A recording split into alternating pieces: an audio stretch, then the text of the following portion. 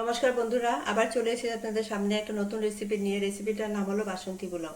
তো বাসন্তী পোলাওটা আমি কিভাবে বানাবো আপনাদের দেখাচ্ছি। আমি আধা কেজি গোবিন্দভোগ চাউল নিয়ে নিয়েছি। চাউলটা আমি ভালো করে ধুয়ে নিয়েছি। এখন আমি এটার মধ্যে আদা কুচানো দিব,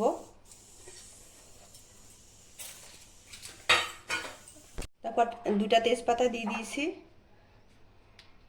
অল্প হলুদ দিয়ে দিব,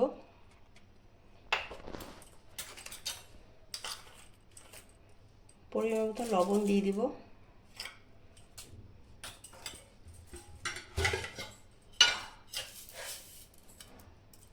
আন্দাজ মতন চিনি দিয়ে দিব,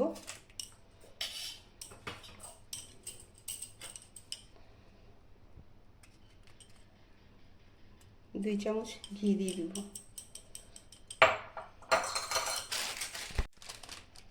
1 চামচ গরম মশলা পাউডার দিয়ে দিব।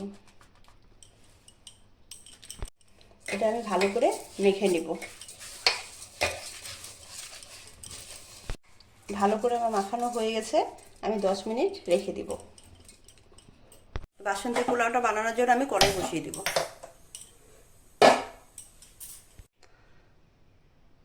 তো আমি 2 চামচ ঘি দিয়ে দিব, তেজপাতা, গোটা গরম মশলা,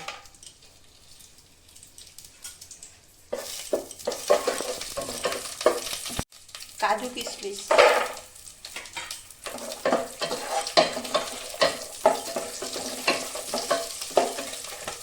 10 মিনিট হয়ে গেছে, আমি ঢাকনাটা খুলে দেব। কাজু কিশমিশটা আমার সব ভাজা হয়ে গেছে, আমি এখন চালটা দিয়ে দিব।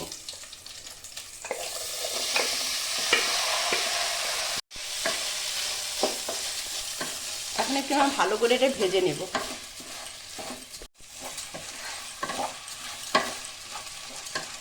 আর বাসন্তী পোলাও বানালে চালটা আপনারা আগে ধুয়ে একটু শুকিয়ে নেবেন।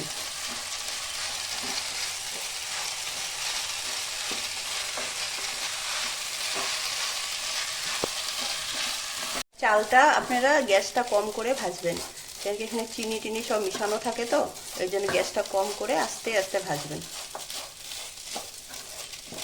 আমি এটাতে 2 বাটি চাল নিয়েছিলাম, এখন আমি 4 বাটি জল দিব।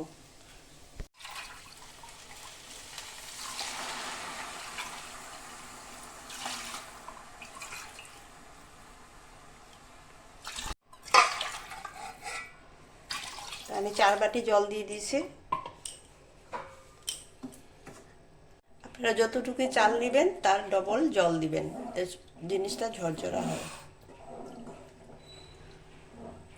গ্যাসটা আমি মিডিয়াম করে ঢেকে দিব।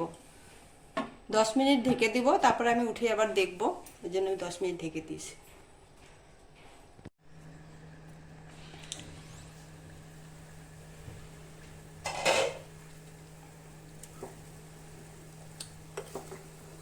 বাসন্তী পোলাওটা আমার হয়ে গেছে।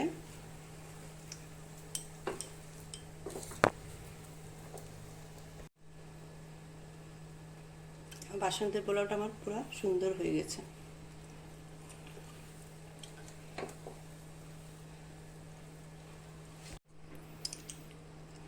বাসন্তী পোলাওর রেসিপিটা আপনাদের কীরকম লেগেছে আপনারা কমেন্ট করে জানাবেন।